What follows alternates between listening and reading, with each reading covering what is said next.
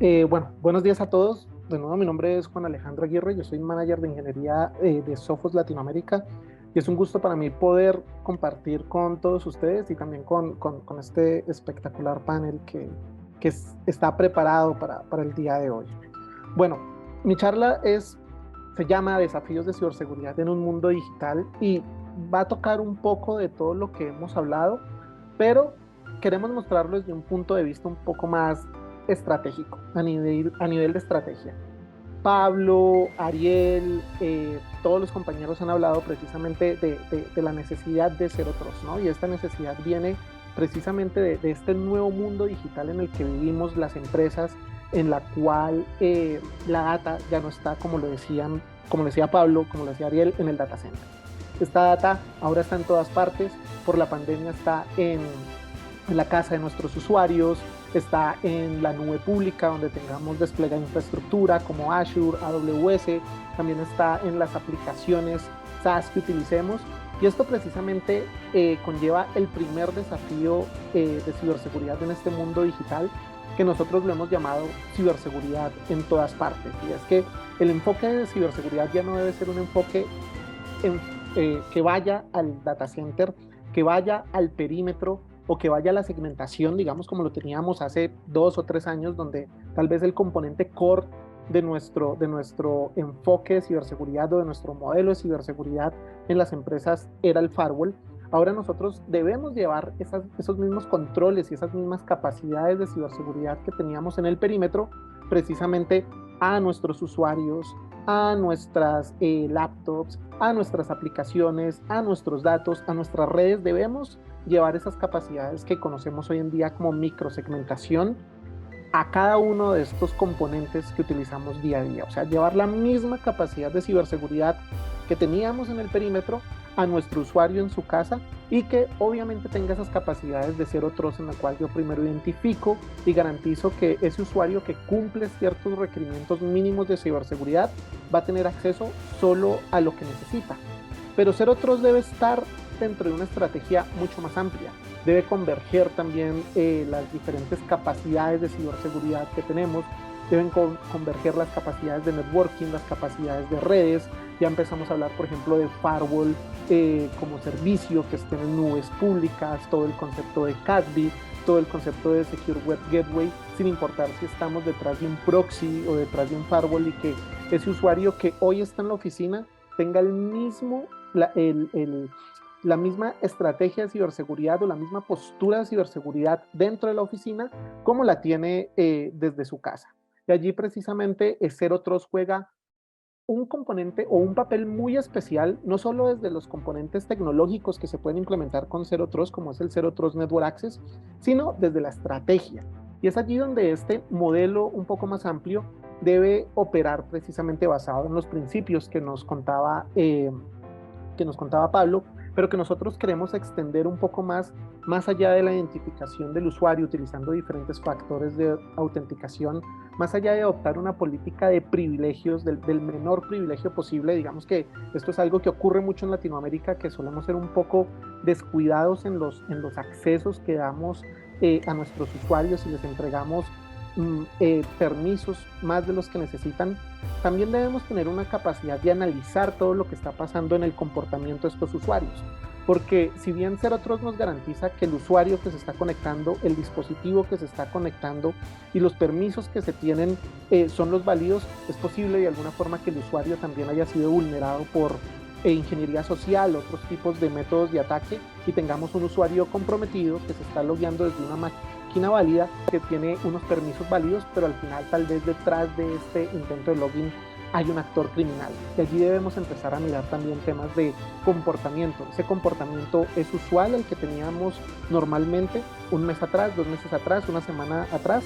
Y también debemos enfocar el dato. Nuestra política ya no debe estar enfocada en la segmentación o en el perímetro, sino que debe ser un enfoque de ciberseguridad datacéntrico, enfocado en los datos y en los riesgos.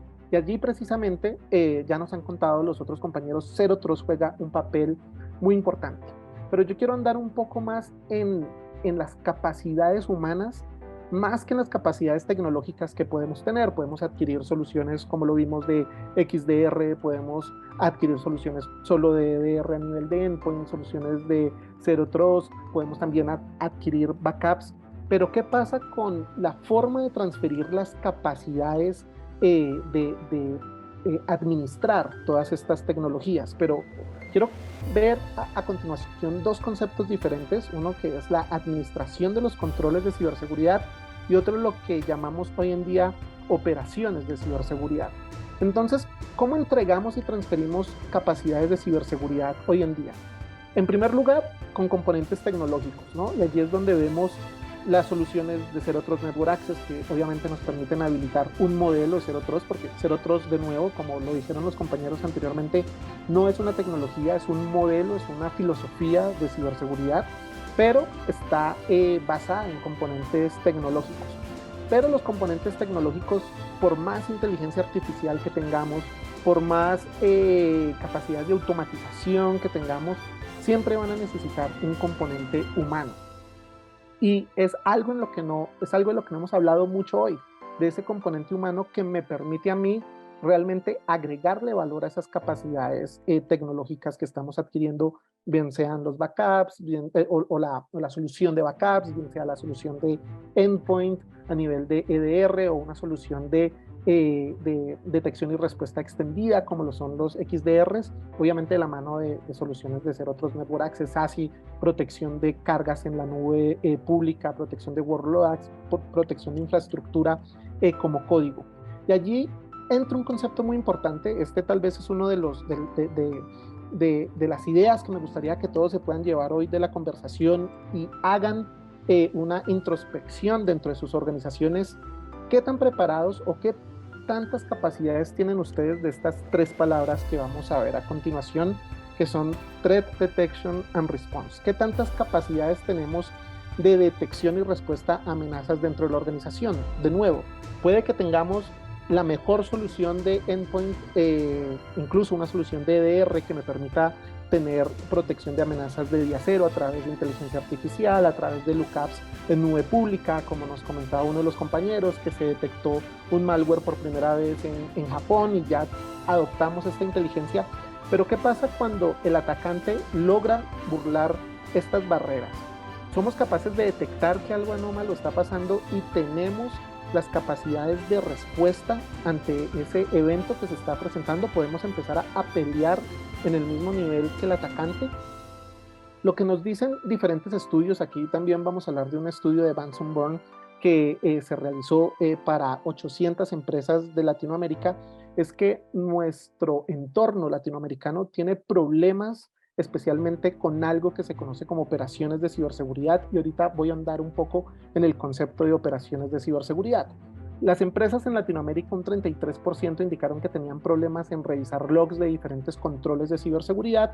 Vimos hoy diferentes herramientas, entonces entrar a revisar los logs y eventos de cada una de estas herramientas, del Zero Trust Network Access, de los firewalls, de los EDRs, de los XDRs, entrar a revisar esos logs. Las empresas tienen dificultades con esto. Además, tienen dificultades en integrar esta data de diferentes fuentes de datos, de diferentes soluciones que incluso pueden ser de múltiples vendors, de múltiples fabricantes. Entonces también se tienen grandes problemas en correlacionar y realmente generar inteligencia de la información que nos están entregando nuestros controles o nuestras tecnologías de seguridad de la información. Ahora, también las empresas tienen problemas en automatizar acciones de respuesta.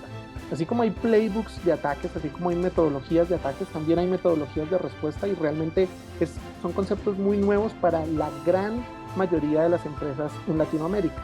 Y el 38% nos indica que tienen problemas o que no conocen, por ejemplo, herramientas o metodologías de ataque, donde podemos integrar, por ejemplo, matrices de Mitre Attack, podemos integrar técnicas, tácticas y procedimientos que nos permiten ver diferentes indicadores de procedimiento, indicadores de compromiso, indicadores de ataque, indicadores de amenaza, donde podemos relacionar diferentes comportamientos a un actor criminal puntual. Entonces, si yo sé que se está utilizando esta técnica en la fase de acceso inicial, si sé que se está utilizando esta técnica en la fase de movimiento lateral y finalmente se está explotando cierto ransomware, en la fase de afectación final del ataque, pues yo podría mapear ese ataque a un actor criminal puntual y con esta misma información tomar acciones de respuesta necesarias para ese ataque. ¿Dónde vemos nosotros precisamente la mayor debilidad en las empresas de Latinoamérica? Es posible que una empresa haya tenido grandes inversiones en soluciones de XDR, de EDR, incluso soluciones de endpoint que ya contengan capacidades de Zero Trust Network Access que permitan acceder a aplicaciones puntualmente, identificando el usuario, identificando el endpoint, garantizando el menor privilegio posible, y seguramente vamos a tener administradores para todo este tipo de tecnologías, incluso de tecnologías nuevas en ciberseguridad. Pero ese administrador se va a cargar precisamente de la implementación de las políticas y de las tareas de mantenimiento de esas soluciones. Pero ¿qué pasa cuando, por más controles que tengamos de nueva generación, el atacante logró vulnerar nuestra organización? Incluso tal vez, como alguno lo contó, con apoyo de alguien dentro de la organización. ¿Cómo logramos identificar que ese usuario que es válido, que ese dispositivo que es válido, está utilizando incluso aplicaciones propias que traen nuestro sistema operativo, por ejemplo, como PowerShell, en nuestra contra? Tenemos capacidades, por ejemplo, de detección de la amenaza, del análisis de la amenaza, de la caza de la amenaza, inteligencia artificial enfocada precisamente a tomar estas acciones de mitigación y de contención del ataque. Esto es lo que conocemos como operaciones de ciberseguridad. Puede que tengamos muy buenas herramientas y que tengamos personal o incluso contratado con un tercero que nos apoye en las tareas de gestión, pero seguramente vamos a tener algunas debilidades en la parte de operaciones de ciberseguridad. Aquí vamos a necesitar analistas de amenazas, analistas reversos de malware, cazadores de amenazas y agentes de respuesta.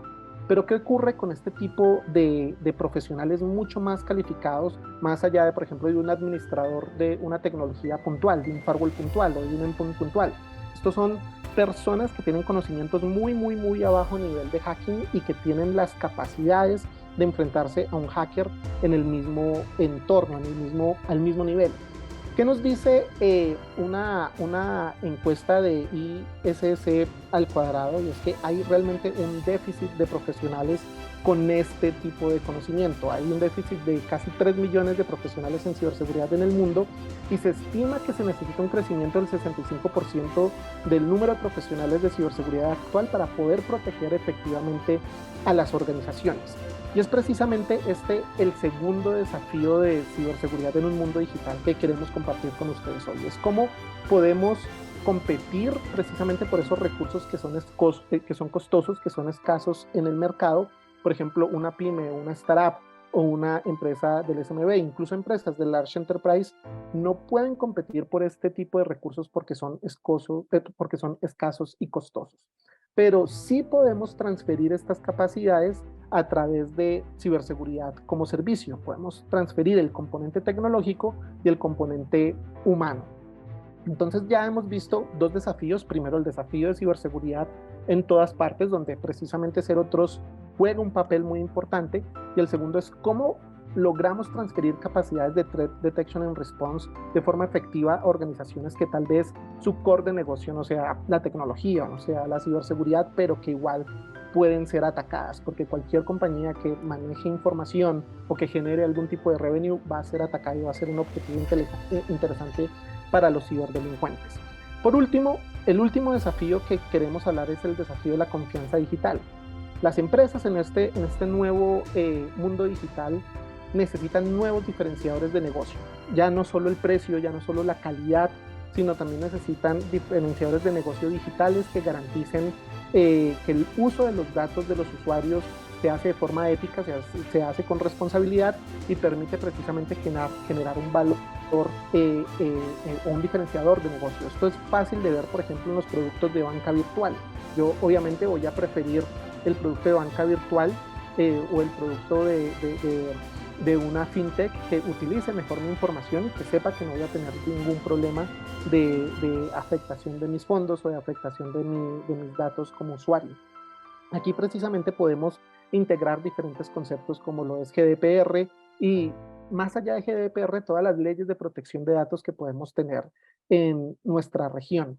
Pero si queremos ahondar un poco más en esto, ¿por qué las empresas invierten en ciberseguridad? Nosotros hemos abstraído tres razones puntuales por las cuales las empresas invierten en ciberseguridad. La primera es el miedo. Ahí están tal vez las empresas menos maduras en ciberseguridad, miedo a ser infectado, miedo a ser atacados con un ransomware, con phishing, con spam, a ser víctimas de un fraude. Hay otras empresas más maduras que invierten en ciberseguridad por cumplimiento. Y allí entra precisamente normativas como GDPR, también regulaciones o proyectos de sistemas de gestión de seguridad de la información como ISO 27000 que me permitan licitar en un negocio, PCI, y allí vemos la ciberseguridad como la barrera de entrada a un mercado. Pero las empresas más maduras precisamente invierten en ciberseguridad para tener un valor diferencial y para crear mejores productos y servicios. Eso lo podemos ver especialmente en la banca y en startups podemos verlo. Si nosotros mapeamos esto con una curva de madurez en ciberseguridad, vamos a ver que los controles más maduros están relacionados precisamente a todas estas capacidades de threat detection and response de las que estamos hablando, donde está el hunting, donde está la inteligencia de amenazas, la inteligencia artificial, servicios, por ejemplo, de managed detection and response que permiten transferir esas capacidades. Si mapeamos las dos curvas, vamos a ver que las empresas que ganan confianza digital tienen capacidades muy robustas de threat detection and response, capacidades muy robustas de hunting de amenazas y capacidades muy robustas de detección y respuesta precisamente a esas amenazas. Y es precisamente como tenemos esos tres desafíos de ciberseguridad en este mundo digital. La ciberseguridad en todas partes, la ubicación de los controles de ciberseguridad, cómo transferimos capacidades robustas de Threat Detection and Response a través de ciberseguridad como servicio y cómo podemos crear nuevos diferenciadores de negocio que estén basados en un enfoque de ciberseguridad en todas partes y en capacidades robustas de Threat Detection and Response. Finalmente, ¿cómo ayuda a Sophos a lograr o a resolver estos desafíos de ciberseguridad en un mundo digital? Nosotros contamos con un ecosistema adaptativo de ciberseguridad, lo llamamos Sophos 6, nuestro corazón es nuestro XDR, donde integramos todos nuestros controles que nos permiten cubrir el primer desafío de ciberseguridad en todas partes. Aquí tenemos ciberseguridad en el endpoint, Zero Trust Network Access, ciberseguridad en cargas de trabajo en nube pública, ciberseguridad en ambientes como AWS, en ambientes de infraestructura como código, AWS, Azure, Google Cloud Platform, que nos permiten casi que cubrir toda la superficie de ataque de una organización.